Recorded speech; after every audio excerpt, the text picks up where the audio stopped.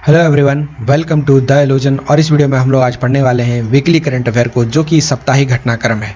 इस वीडियो में हम लोग 7 दिन के मिले जुले करंट अफेयर को एक ही वीडियो में देखने वाले हैं। तो आज का जो वीडियो है इसमें हम लोग 12 जुलाई से लेकर 18 जुलाई के बीच जितने भी इंपॉर्टेंट क्वेश्चन हैं उन सभी को यहाँ पर पढ़ेंगे। वैसे ये वीडियो अब आपको हमेशा संडे को मिला करेंगी, तो यदि आप चैनल को सब्सक्राइब नहीं किए हैं तो चैनल को सब्सक्राइब कर लें ताकि इस वीकली करंट अफेयर को आप मिस ना करें। तो चलिए चलते हैं पहले प्रश्न की ओर। यहाँ पर आपसे पूछा जा रहा है कि पोलैंड में भारत की अगली राजदूत निम्न में से किसे नियुक्त किया गया है, अपॉइंट किया गया है next ambassador of India to Poland. Option आपके सामने है, कोमल त्यागी, नगमा मलिक, जया अग्रवाल या फिर मोहिनी अग्निहोत्री। इसका जो सही उत्तर है यह है ऑप्शन नंबर बी, नगमा मलिक। नगमा मलिक की यदि बात करें तो ये 1991 बैच की भारतीय विदेशी सेवा अधिकारी हैं और ये अभी फिलहाल विदेशी मंत्रालय में अतिरिक्त सचिव के पद पर भी बनी हुई हैं। तो नगमा मलिक को तो अभी बनाया गया, लेकिन इसके पहले कौन? तो इसके जो पहले थे उनका नाम था तसेवांग नामग्याल। तो तसेवांग नामग्याल जो थे उनको यहाँ पर हटा करके अब यहाँ पर नया राजदूत अपॉइंट किया गया जिनका नाम है नगमा मलिक। तो चलिए चलते हैं नेक्स्ट प्रश्न की ओर। यहाँ पर आपसे पूछा जा रहा फेडरल बैंक से रिलेटेड। फेडरल बैंक में नया अपॉइंट किया गया है एमडी और CEO, new MD and CEO appoint किया गया है फेडरल बैंक में। वो कौन है? ऑप्शन आपके सामने दिया हुआ है, श्याम श्रीनिवासन, राहुल सचदेवा, अनिल त्यागी या फिर कोमल अग्रवाल। इसका जो सही उत्तर है ये है option number A, Shyam Srinivasan. Shyam Srinivasan ji को यहाँ पर अपॉइंट किया गया है और इसे अपॉइंट किया गया है आरबीआई के द्वारा। आरबीआई के द्वारा इसको पहली बार अपॉइंट नहीं किया गया, इसके पहले भी यहाँ इन्होंने एमडी और सीईओ का कार्यभार संभाला है। वो कब संभाला है? तो 2010 में एमडी और सीईओ का कार्यभार संभाला है, लेकिन इस बार जो इसको अपॉइंट किया गया है ये किया गया है 3 साल के लिए। 2021 में इसको अपॉइंट किया गया और 2024 तक ये यहाँ पर बने रहेंगे। तो ये आपके लिए इंपॉर्टेंट हो जाता है। चलिए चलते हैं नेक्स्ट प्रश्न की ओर। यहाँ पर आपसे पूछा जा रहा है जनसंख्या दिवस किस दिन मनाया जाता है? विश्व पॉपुलेशन डे। विश्व पॉपुलेशन डे किस दिन मनाया जाता है ये आपसे पूछा जा रहा है। ऑप्शन आपके सामने है 10 जनवरी, 11 जुलाई, 12 मार्च या फिर 20 मई। इसका जो सही उत्तर है यह है ऑप्शन नंबर बी, 11 जुलाई। 11 जुलाई को हर साल वर्ल्ड पॉपुलेशन डे मनाया जाता है, सेलिब्रेट किया जाता है और इसको पहली बार मनाया गया था 1989 में। 1989 में इसकी शुरुआत की गई, जिसका उद्देश्य था बढ़ती जनसंख्या को रोकना और लोगों को जागरूक करना। अभी विश्व भर में यदि बात करें तो चीन और भारत 2 ऐसे देश हैं जो विश्व में सबसे ज़्यादा जनसंख्या अपने अंदर होल्ड करके रखती है। वैसे चाइना अभी भी पहले नंबर पर है और भारत दूसरे नंबर पर है, लेकिन कुछ सालों में, अगले 1 दशक में हमको ये लगता है कि इंडिया चाइना को बीट करके आगे बढ़ जाएगा। चाइना की यदि बात करें तो चाइना में यहाँ पर चल रहा था 1 चाइल्ड पॉलिसी। तो 1 चाइल्ड पॉलिसी को यहाँ पर ख़त्म कर दिया गया है। वो इसलिए क्योंकि चाइना का जो अधिकतर आबादी है ये बूढ़ी हो चुकी है, इसलिए यहाँ पर 1 चाइल्ड पॉलिसी को समाप्त करके यहाँ पर इस चीज़ का रिस्ट्रिक्शन हटा दिया गया है। और भारत की यदि बात करें तो भारत का 2 ऐसा स्टेट, असम और यूपी, यहाँ पर 2 चाइल्ड पॉलिसी को लागू किया गया है। वैसे असम में लागू नहीं हुआ है, लेकिन यूपी में इसको लागू कर दिया गया है, तो इसको आप ध्यान रखेंगे। सबसे ज़रूरी बात कि यहाँ पर आपसे पूछा जाता है थीम। तो इस बार जो थीम है वर्ल्ड पॉपुलेशन डे का वो क्या है? तो थीम है इस बार का right and choice are the answer. अधिकार और विकल्प ये उत्तर है। तो ये आपका इस बार का 2021 वर्ल्ड पॉपुलेशन डे थीम है। तो चलिए चलते हैं नेक्स्ट प्रश्न की ओर। यहाँ पर आपसे पूछा जा रहा है कि संयुक्त राष्ट्र ने एक रिपोर्ट निकाला है और इस रिपोर्ट के अनुसार 2020 में विश्व में कितने जनसंख्या कुपोषण का शिकार है? ऑप्शन आपके सामने दिया हुआ है, इसमें से आपको उत्तर बताना है। 20%, 10%, 15% या फिर 25%। इसका जो सही उत्तर है यह है ऑप्शन नंबर बी, 10%। 10% ऐसी जनसंख्या है जो कि कुपोषण का शिकार है।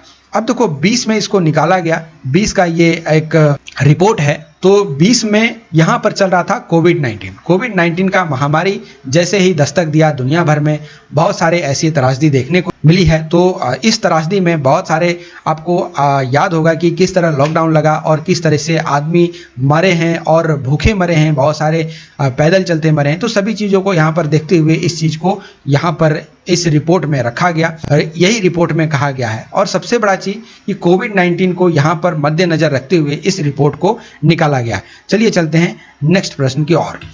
यहाँ पर आपसे पूछा जा रहा है विश्व मलाल दिवस, वर्ल्ड मलाल डे कब मनाया जाता है? ऑप्शन आपके सामने है 10 जनवरी, 15 मई, 12 जुलाई या फिर 20 अगस्त। जो इसका सही उत्तर है यह है ऑप्शन नंबर सी 12 जुलाई। 12 जुलाई को ये डे मनाया जाता है जिसका नाम है वर्ल्ड मलाल डे। वर्ल्ड मलाल डे क्यों मनाते हैं?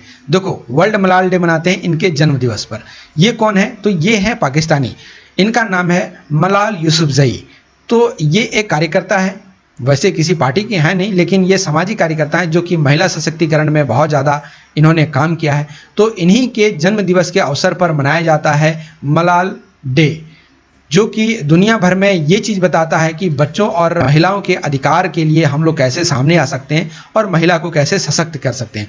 तो इनके जन्म दिवस के अवसर पर मनाया जाता है विश्व मलाल दिवस, जो कि 12 जुलाई को मनाते हैं और इनका नाम है मलाल यूसुफजई, जो कि एक पाकिस्तानी है। तो चलिए चलते हैं नेक्स्ट प्रश्न की ओर। यहाँ पर आपसे अगला क्वेश्चन में पूछा जा रहा है कि किस राज्य ने हाथी पांव के उन्मूलन के लिए एक दवा का अभियान शुरू किया है? और ये जो अभियान है ये कोविड-19 की दूसरी लहर के बाद इस अभियान को फिर से स्टार्ट किया गया है। मतलब इसके पहले ये अभियान चल रहा था, लेकिन जब कोविड-19 का दूसरा लहर आया उस समय इसको रोक दिया गया था, अब फिर इसको चालू किया गया। ऑप्शन आपके सामने है बिहार, पंजाब, महाराष्ट्र या फिर दिल्ली। तो इसका जो सही उत्तर है ये है option number C Maharashtra. Maharashtra इसका सही उत्तर है, जो कि हाथी पांव से रिलेटेड है। अगला क्वेश्चन है आईसीसी के तरफ से जारी एक रैंकिंग रिपोर्ट के अनुसार एक ताज़ा रैंकिंग रिपोर्ट निकाला है जिसमें बताया गया है कि वेस्टइंडीज़ के कौन सा वो खिलाड़ी है जिसने भारत की महिला क्रिकेटर जो कि मिताली राज है इनको पछाड़ करके वनडे में प्रथम रैंकिंग के खिलाड़ी बन गई है। इसका आपको उत्तर देना है। ये है ऑप्शन आपके सामने ब्रिटनी कपूर, स्टेफन टेलर, सकेरा सेल्मन या फिर शबिका गजनबी। जो इसका सही उत्तर है यह है option number B Stephen Taylor यहाँ पर मिताली राज को पछाड़ करके अब वनडे में प्रथम रैंकिंग की खिलाड़ी बन गई है। चलते हैं नेक्स्ट प्रश्न की ओर। यहाँ पर आपसे पूछा जा रहा है कि हाल ही में नेपाल के नए प्रधानमंत्री के रूप में किसने शपथ ली है? ऑप्शन आपके सामने है राम रवण यादव, पुष्प कमल दाहाल, शेर बहादुर देउबा या फिर ईश्वर पोखरियाल।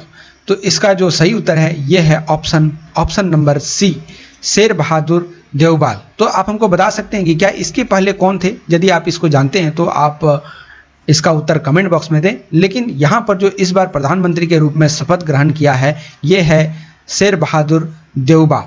लेकिन यहाँ पर बात करें हम लोग शेर बहादुर देउबा की, तो ये 4 बार नेपाल के प्रधानमंत्री बन चुके हैं। तो ये जो इनका कार्यकाल रहा है ये काफ़ी ज़्यादा सराहनीय है और इस बार फिर ये इस बने हैं प्रधानमंत्री। तो आप हमको कमेंट करके बताएं कि इसके पहले कौन यहाँ के प्रधानमंत्री थे जो कि नेपाल के प्रधानमंत्री हैं। तो चलिए चलते हैं नेक्स्ट प्रश्न की ओर। यहाँ पर आपसे पूछा जा रहा है कि उत्तराखंड के बाद किस राज्य ने कांवड़ यात्रा पर कोरोना के चलते रोक लगा दिया गया है? कांवड़ यात्रा क्या होता है? कांवड़ यात्रा होता है सावन के महीने में, जब भगवान शिव जो हैं, लॉर्ड शिवा जो हैं, इनके ऊपर जल चढ़ाया जाता है। तो उस पर एक प्रथा है कि गंगा जल गंगा घाट से उठाया जाता है और इसको कंधे पर लाद करके और लेके जाया जाता है शिव मंदिर तक, जहाँ पर जो भी शिव मंदिर हैं जिनको जहाँ पर जाना है उस अनुसार से ये इनको रास्ता भर में लेके जाते हैं।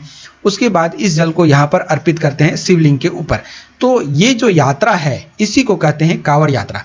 तो कांवड़ यात्रा जो है ये उत्तराखंड के बाद किस राज्य ने बंद कर दिया है, मतलब अब रोक लगा दिया है कोरोना वायरस के कारण? ऑप्शन आपके सामने है बिहार, झारखंड, दिल्ली या फिर ओडिशा। तो इसका जो सही उत्तर है, देखो इसका सही उत्तर जो होगा ये होगा बिहार, झारखंड और ओडिशा तीनों। लेकिन प्रॉपर ये जो इस क्वेश्चन का उत्तर होगा ये होगा ओडिशा। अब पूछेंगे कि बिहार और झारखंड क्यों? क्योंकि देखो झारखंड में एक जगह है जिसका नाम है देवघर। देवघर में एक मंदिर है जिसको कहते हैं बैद्यनाथ धाम मंदिर। बैद्यनाथ धाम मंदिर 12 ज्योतिर्लिंग में से एक है। तो यहाँ भी कांवड़ यात्रा चलती है और इस कांवड़ यात्रा के लिए जल उठाया जाता है बिहार से। बिहार के किस जिले से? तो ये उठाया जाता है भागलपुर जिले से, जहाँ पर एक जगह है जिसका नाम है सुल्तानगंज। सुल्तानगंज से ये जल उठाया जाता है और झारखंड लाया जाता है देवघर। देवघर डिस्ट्रिक्ट है। तो देवघर में एक नया एयरपोर्ट भी बन रहा है जिसका नाम रखा गया है अटल बिहारी वाजपेयी एयरपोर्ट। तो इसको भी आप याद रखेंगे। यहाँ पर जो हम लोग देख रहे हैं कांवड़ यात्रा, ये बिहार, झारखंड और ओडिशा ये तीनों में बंद किया गया है। वैसे बिहार में शिव मंदिर है, लेकिन यहाँ से जल उठा करके बहुत सारे श्रद्धालु झारखंड में आते हैं जो कि डिस्ट्रिक्ट है देवघर। लेकिन क्या बिहार में कोई शिव मंदिर नहीं है? देखो बिहार में भी है। यहाँ भी एक शिव मंदिर है जिसका नाम है अशोक धाम। तो अशोक धाम में भी बहुत सारे श्रद्धालु जाते हैं। लेकिन बिहार ने यहाँ पर बंद क्यों किया और किस प्रकार किया, इसको आप समझे।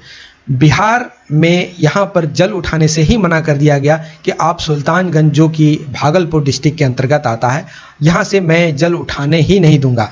तो यहाँ से जब जल उठेगा ही नहीं तो झारखंड में ये जाकर चढ़ा नहीं पाएंगे।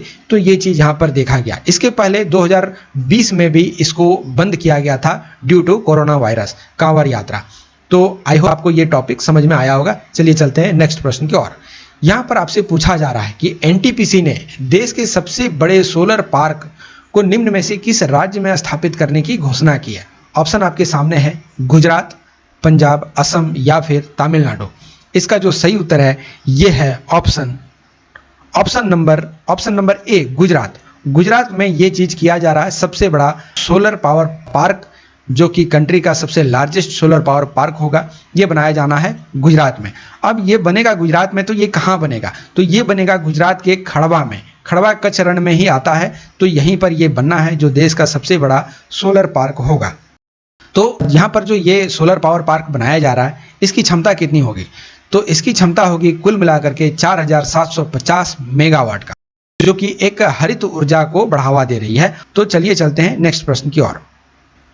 यहाँ पर आपसे पूछा जा रहा है कि किस देश ने 679 मेगावाट का जल विद्युतीय परियोजना विकसित करने हेतु भारत के सतलज जल विद्युत विभाग के साथ 1.3 बिलियन अमेरिकी डॉलर का समझौता किया है? इसका ऑप्शन यहाँ पर दिया गया है चीन, पाकिस्तान, नेपाल या फिर रशिया। इसका जो सही उत्तर है ये है option number C Nepal. Nepal ने सतलज जल विद्युत निगम के साथ मिलकर टाइप किया है और यहाँ पर 1.3 बिलियन डॉलर का यहाँ पर समझौता किया गया है, जो कि 679 मेगावाट का एक हाइड्रो इलेक्ट्रिक पावर प्रोजेक्ट है। तो चलिए चलते हैं हम लोग नेक्स्ट प्रश्न पर। यहाँ पर आपसे पूछा जा रहा है कि हाल ही में किस फुटबॉलर खिलाड़ी ने यूरो कप में टॉप स्कोर कर गोल्डन बूट अपने नाम किया है? ऑप्शन आपके सामने है। जो इसका सही उत्तर है ये है option number D Ronaldo. Ronaldo काफ़ी ज़्यादा न्यूज में है आजकल, क्योंकि आपको हाल ही में मालूम होगा कि इन्होंने एक कोका कोला का बोतल उठा करके साइड में रखकर वहाँ पर वाटर का एक बोतल रख दिया, जिसके कारण कोका कोला को काफ़ी ज़्यादा नुकसान झेलना पड़ा। तो वैसे भी ये महाशय बहुत ज़्यादा न्यूज में है। तो ये आपको याद होना चाहिए कि यूरो कप जो है ये इसमें सबसे ज़्यादा स्कोर करके गोल्डन बूट जो नाम है, जो खिताब है, ये अपने नाम कर लिया है। यहाँ पर आपसे पूछा जा रहा है विश्व कौशल दिवस, वर्ल्ड यूथ स्किल डे किस दिन मनाया जाता है? ऑप्शन आपके सामने है 10 जनवरी, 12 मार्च, 20 अप्रैल या फिर 15 जुलाई। इसका जो सही उत्तर है ये है ऑप्शन नंबर डी 15 जुलाई। 15 जुलाई को हम लोग मनाते हैं world youth skill day.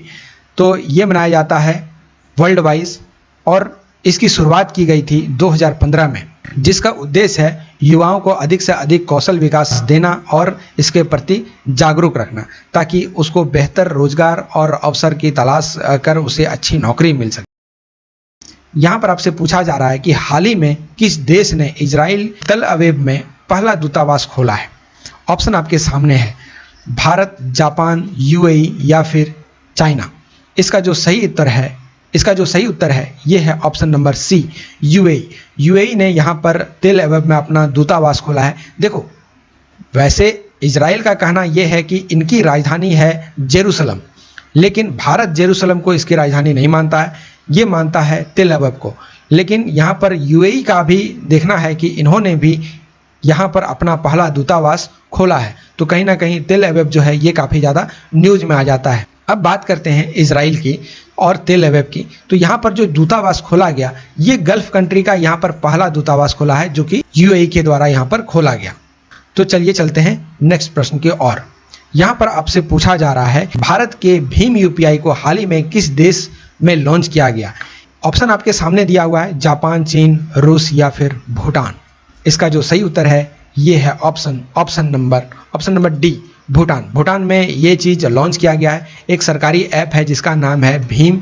Bhim को यहाँ पर लॉन्च किया गया है और ये लॉन्च किया गया हमारे वित्त मंत्री निर्मला सीतारमण जी के द्वारा। और भूटान के वित्त मंत्री, चलिए मैं इसका नाम नहीं बताता हूँ, मैं आपसे इसका नाम पूछता हूँ कि इनका नाम क्या है। और यदि आपको ये टॉपिक आराम से पढ़ना है तो इसके ऊपर एक डेडिकेटेड वीडियो है इस चैनल पर, तो आप वहाँ पर जाकर इस वीडियो को देख पाएंगे। यहाँ पर आपसे पूछा जा रहा है कि हरियाणा के किस शहर में देश का पहला अनाज एटीएम खोला गया है? अनाज एटीएम क्या होता है? अनाज एटीएम देखो खोला क्यों जाता है, पहले ये समझो। क्योंकि वहाँ पर लाइन लग जाती है, बहुत सारे आदमियों के द्वारा वहाँ पर भीड़ लगाया जाता है अनाज को लेने के लिए। तो यहाँ पर इसी चीज़ को देखते हुए अनाज एटीएम खोला गया है। तो ये कहाँ खोला गया है? ये खोला गया है ऑप्शन नंबर ए, गुरुग्राम में। गुरुग्राम में ये चीज़ खोला गया है। यहाँ पर एक चीज़ बताया गया है कि 6 से 7 मिनट के अंदर इस एटीएम से, मतलब अनाज एटीएम से करीब 60 से 70 किलो अनाज निकल सकता है। तो इसलिए इसको यहाँ पर लॉन्च किया गया है। चलते हैं नेक्स्ट प्रश्न पर। शाहरुख खान और संजय दत्त के बाद निम्न में से किस भारतीय को दुबई में गोल्डन वीज़ा जारी किया गया है? मतलब यहाँ पर पूछा जा रहा है कि शाहरुख खान और संजय दत्त के बाद किसे दुबई के लिए गोल्डन वीज़ा जारी किया गया है? ऑप्शन आपके सामने है, सानिया मिर्जा, करिश्मा कपूर, हेमा दास या फिर पीवी सिंधु। इसका जो सही उत्तर है ये है सानिया मिर्जा। देखो, सानिया मिर्जा जो है ये तीसरी इंडियन बन चुकी है गोल्डन वीज़ा को पाने वाली। इसके पहले कौन था? अच्छा, सबसे पहले कौन था? तो सबसे पहले थे संजय दत्त, इसके बाद हुए शाहरुख खान। तो फर्स्ट नंबर में संजय दत्त हैं और दूसरे नंबर पे शाहरुख खान है, तीसरे नंबर पर आ गई हैं सानिया मिर्जा। तो सानिया मिर्जा को यहाँ पर दिया गया है गोल्डन वीज़ा। वैसे आपको गोल्डन वीज़ा के बारे में जानना है, ये क्या होता है और ये क्यों दिया जाता है, तो आप इस चैनल के प्लेलिस्ट में जाएं, करंट अफेयर के प्लेलिस्ट में, यहाँ पर इसके ऊपर एक डेडिकेटेड वीडियो बना हुआ है, तो आप जाकर उसको देख सकते हैं और अपने कॉन्सेप्ट को और भी ज़्यादा क्लियर कर सकते हैं। तो ये था आज का कुछ करंट अफेयर जो बहुत ज़्यादा इंपॉर्टेंट है आपके एग्जाम के लिए। मैं आशा करता हूँ कि ये वीडियो आपको अच्छा लगा होगा। यदि आप इसी तरह के एक्स्ट्रा वीडियो चाहते हैं, साप्ताहिक वीडियो चाहते हैं, तो आप एक बार कमेंट जरूर करें ताकि मुझे पता चले कि ये वीडियो आपके लिए हेल्पफुल है। तो आज का वीडियो इतना ही था। Thank you for watching the illusion.